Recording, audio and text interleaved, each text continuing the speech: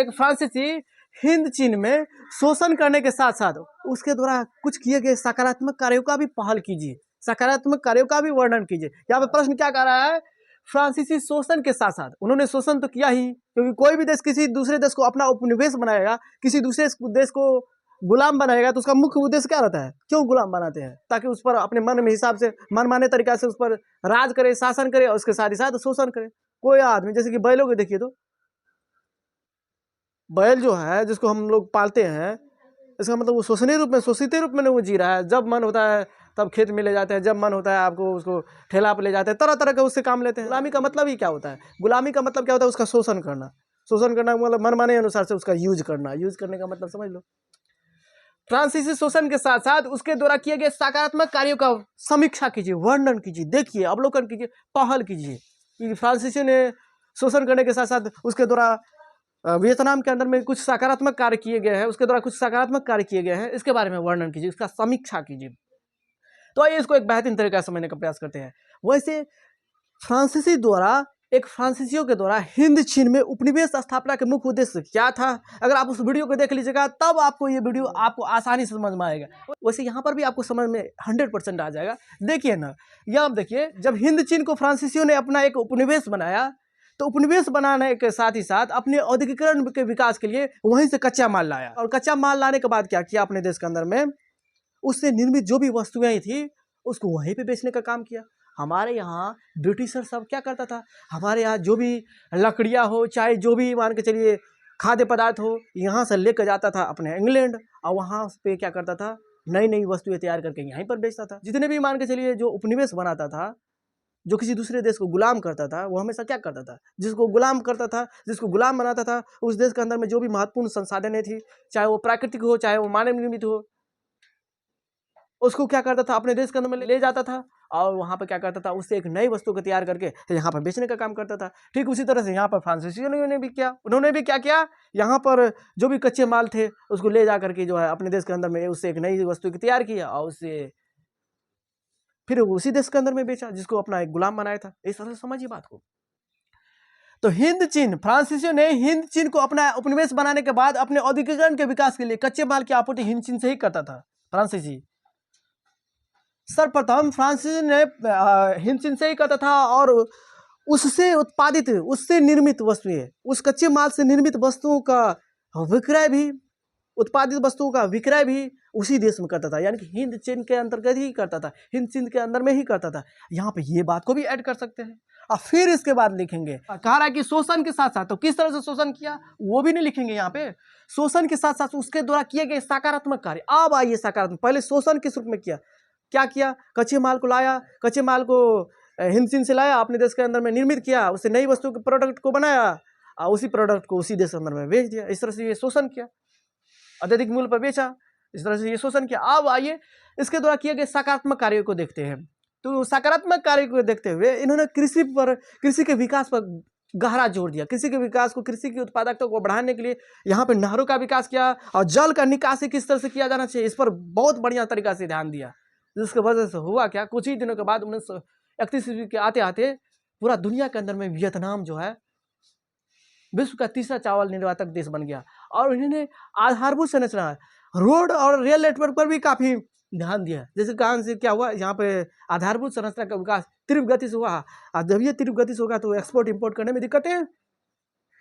यहाँ पे ये कह रहा है कि फ्रांसीसियों ने वियतनाम के अंदर में किस प्रकार के, मान के चले हिंद चीन के अंदर में किस तरह से विकास किया, किस तरह से सकारात्मक कार्य किया। यह सकारात्मक कार्य थोड़ी किया, सकारात्मक कार्य किया एक दृष्टि, लेकिन अपने लिए, ताकि हम जो है यहाँ पे आधारभूत संरचना, रेल नेटवर्क का विकास करेंगे तो हम यहाँ पे जो है एक्सपोर्ट इंपोर्ट बढ़िया तरीका से कर पाए, कर लेंगे। अगर नहीं इस तरह से रेलवे नेटवर्क नहीं रहेगा, सड़कें नहीं रहेगा, आधारभूत संरचना मजबूती नहीं रहेगा, बिजली की व्यवस्था नहीं रहेगा, तो फैक्ट्री लगेगा, फैक्ट्री में उत्पादन नहीं होगा तो उसको फायदा क्या होगा, नहीं ना होगा। ये कहने के लिए लग रहा है कि जो हिंद चीन के अंतर्गत में इन्होंने सकारात्मक कार्य है, लेकिन सकारात्मक कार्य तो किए, लेकिन वो किसके लिए, तो अपने लिए ना किए। अगर सकारात्मक कार्य करता तो कृषि क्षेत्र के लिए जो है, कृषि को बढ़ाने के लिए जंगल को कटाई किया अंधाधुंध, जंगल को कटाई किया, और उस पर जो भी जंगल को कटाई किया उसको खेती योग्य, कृषि योग्य भूमि को बनाया, और उस पर जो काम करता था किसान सब बंधुआ मजदूर की तरह उससे काम लिया। ये कहाँ का न्याय है? ये सिर्फ अपने विकास के लिए, कहने के लिए दुनिया के नज़र में कि हम यहाँ पे आए तो शोषण किए, इसके साथ ही साथ तुम्हारे आधारभूत संरचना रेल नेटवर्क का भी जाल बिछाया, तुम्हारी तरक्की के लिए रोड सड़क बिजली बनवाया। लेकिन ये बनवाया किसके लिए? तो अपने लिए ना, क्योंकि तुम यहाँ पर अभी हो। जब तुम्हारा शासन है तो कौन यूज करेगा इसको? तुम भी नहीं यूज करोगे। अब बाद में तो जब तुम चले जाओगे तो बचेगा खुचेगा, तब बचेगा रहेगा तब ना हमारा होगा। अभी तो तुम्हारा शासन है, जिसका शासन रहता है वही नहीं यूज करता देश के संसाधनों का जनरली सामान्यतः। तो यहाँ पे देखिए सर्वप्रथम फ्रांसीसियों ने प्रारंभिक शोषण व्यापारिक नगर, कितना चतुर था ये, चतुर था, हमने किसी को गुलाम बनाया। सर्वप्रथम फ्रांसीसियों ने प्रारंभिक शोषण व्यापारिक नगर, जहाँ से आमदनी ज्यादा आने की संभावना ही है। बंदरगाह पे, पोर्टर पे क्या होता है? बंदरगाह पे क्या होता है? दूसरे देश से, एक दूसरे देश से सामान को किस तरह से आयात निर्यात किया जाता है, वही नहीं होता है। और वहीं पर जहाँ पर बिजनेस व्यापार होगा वहीं पर नहीं ज़्यादा पैसा आपको देखने को मिलेगी। तो वहाँ पर क्या किया? सबसे पहले शोषण करना प्रारंभ किया, और इसके साथ ही साथ गाँव के तह तह तक घुस गया। किसानों के ऊपर, किसानों से क्या करता था? बंधुआ मजदूर पर आधारित काम लेता था। बंधुआ मजदूर के बारे में आप समझे हो ना? बंधक बना के जब मनमाने ढंग से अपने मन के अनुसार से काम लेना, बंधुआ मजदूर कहलाती है। बंधुआ मजदूर नहीं जानते हो तो यूट्यूब पे सर्च करके देख लीजिएगा बंधुआ मजदूर क्या है, जीके स्टडी सेंटर, उस वीडियो के अंदर में हमने आपको समझाए हैं। तो सर्वप्रथम फ्रांसीसी ने प्रारंभिक शोषण व्यापारिक नगरों एवं बंदरगाहों से शुरू किया। उसके बाद उन्होंने भीतरी ग्रामीण इलाकों में किसानों का शोषण करना शुरू कर दिया। किसानों का शोषण करने के शुरू का मतलब क्या हुआ? किसानों से बंधुआ मजदूर पर आधारित कार्य लेने लगा। रबर का बगान हो गया खान के अंदर में, खान के अंदर में जमीन की खोदाई करने के लिए, यानी कि महत्व संसाधन के निष्कर्ष खाने से नहीं, जितने भी खनिज निकलती है, खनिज की उत्पत्ति खाने से नहीं होता है। इन सबों में कार्य करने के लिए जो भी व्यक्ति को लेता था उसको आप मजदूर के बंधुआ बंधक बना करके उससे काम लेता था, इस तरह से। उसके बाद उन्होंने भीतरी ग्रामीण इलाकों में किसानों को शोषण किया, और इसके साथ ही साथ उससे जो भी काम लिया बंधुआ मजदूर की तरह काम लिया। खानों में, रबर के बगानों में, फार्मों में यहाँ के लोगों को बंधुआ मजदूर की तरह काम करवाया। यहाँ तक ये बात लिखेंगे, जितना बात बोले हैं ये बात यहाँ पे ऐड कीजिएगा, तब ये अच्छा से होगा। जितना बात बोले हैं, जितना बात बोलते हैं, पहले क्या कीजिए, हमारे वीडियो को देखिए, समझिए, फिर इसके बाद खुद से लिखने का प्रैक्टिस कीजिएगा, तब आपको एक बेहतरीन तरीका से समझ में आएगा। फिर इसके बाद इतना शोषण करने के बाद फिर देखिए आप इसके द्वारा कुछ सकारात्मक कार्य अपने लिए किया, दूसरे के लिए थोड़ी किया।